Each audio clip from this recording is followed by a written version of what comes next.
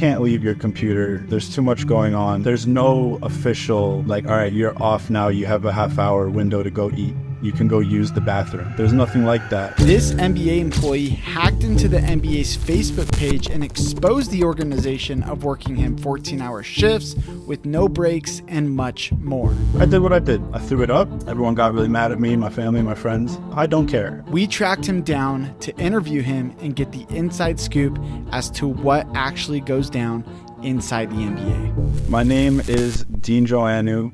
I was formerly one of the people, but the main person for the last couple months running the NBA's Twitter account. Now you might think this video is just to bash the NBA, but that's not what I'm here to do.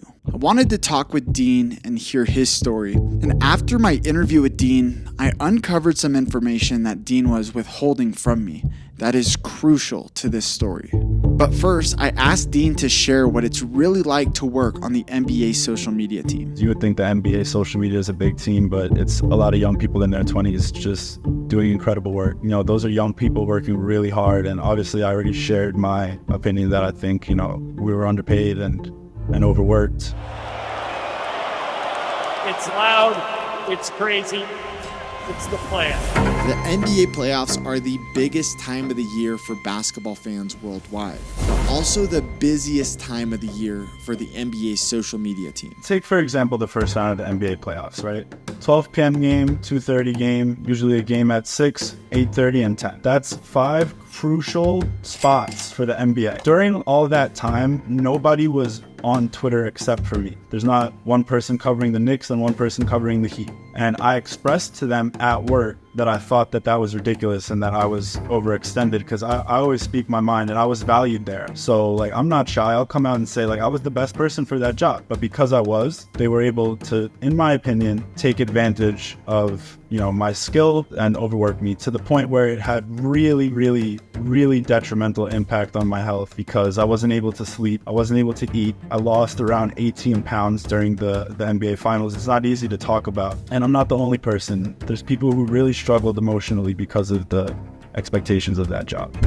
It's clear that the social media team is getting overworked and that they're understaffed. But one of the biggest allegations in his Facebook post was not just that he was working 14 hours a day, but without breaks, which I asked him to explain how and why this happens as a hybrid worker who goes into the office some days and works from home other days. But first, I want to talk about my personal experience with mental health. And also, it's why I'm excited to tell you about today's sponsor of this video, BetterHelp. BetterHelp's mission is to make therapy more affordable and more accessible. And this is super important because finding a therapist can be really hard, especially when you're limited to the options in just your city. And one of the things that I struggle with is ADHD.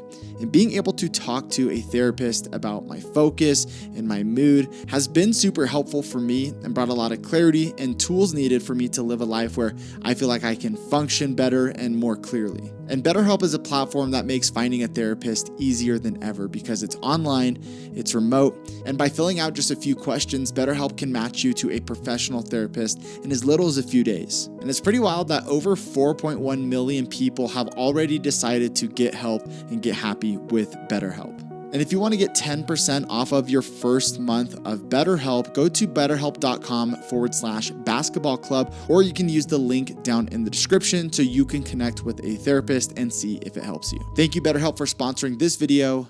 Let's get back into it. The thing about the no breaks is you can't leave your computer. There's too much going on. The only real time we have to relax a little bit is if there's a blowout. If there's a 20-point game, you could probably go to your kitchen and rapidly make a ham and cheese sandwich. Like you might have the time for that. There's no official, like, all right, you're off now. You have a half-hour window to go eat. You can go use the bathroom. You can go fill up your water bottle. There's nothing like that. There's gonna be hate comments here calling me soft. I'm not soft. I'm a workaholic.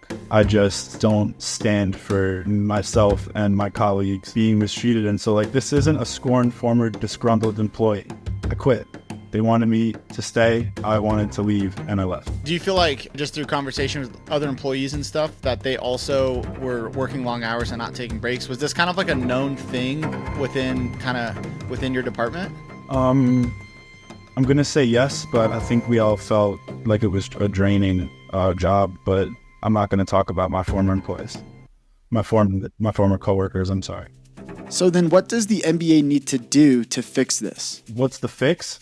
Instead of having 1 to 2 people on Twitter and then talking about one day maybe having 3, have 20. It's nothing. Those salaries are a drop in the bucket for the NBA. The NBA could spend as much money on a company dinner as a yearly salary to bring in another publisher. I want to put it out there that my bosses were great. It wasn't up to them that we didn't have more personnel. This is a corporate decision to keep costs as low as possible by hiring as few people as possible. It sounds like what you're saying is a lot of it is at the higher level. Like you said, shout out Adam Silver.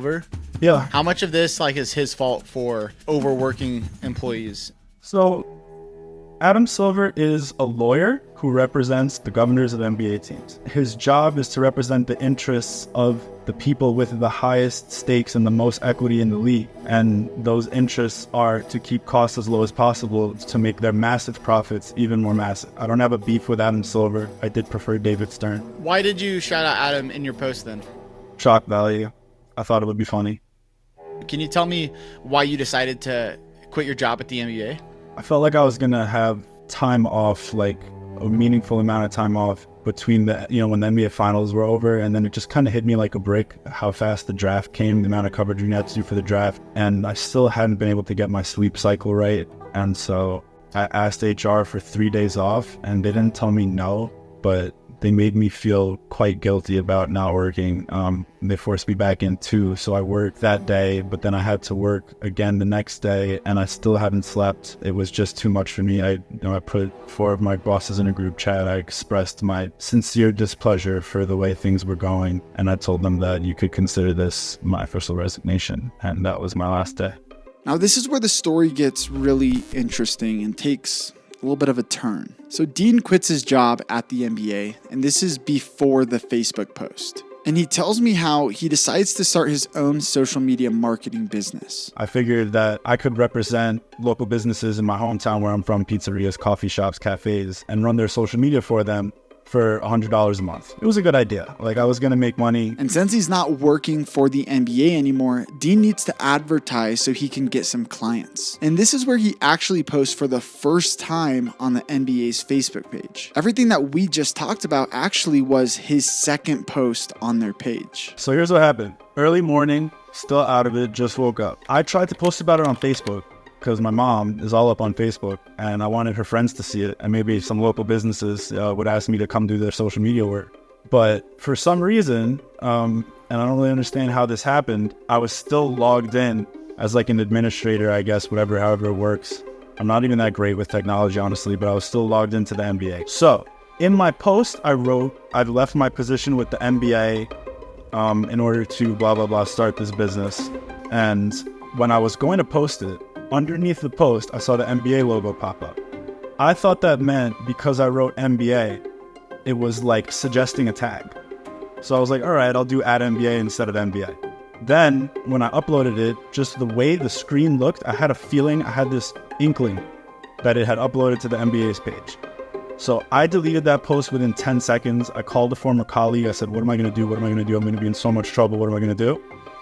And with my heart racing and not in my best frame of mind, I decided to make that post calling out the NBA for their treatment of social media employees. Now, I'm not sure why he deletes the first post to then follow up again with another post. So after the interview, I go online and I find this screenshot that someone took of his first post.